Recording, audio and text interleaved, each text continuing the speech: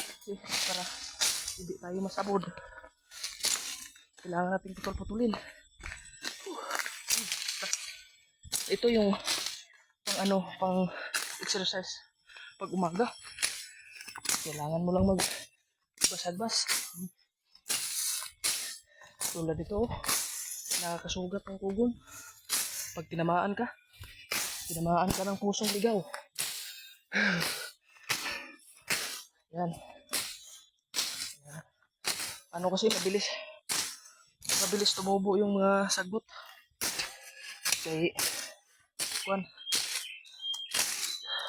laging basa yung lupa. Kaya mabilis tumubo yung sagbot. Daanan lang naman natin yung nagbasa natin paanan. Yan. Kailangan natin bang putulin.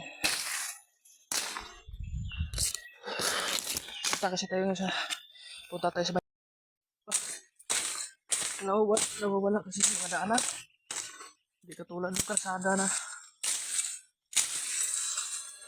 hindi nawawala yung daan dito sa bukid. Dito lang lagi yung mga sagbot. Sobrang tagas na. Hindi natin to pinaputol. Lilibon dito. Lilibon ba? Kaya yun lang.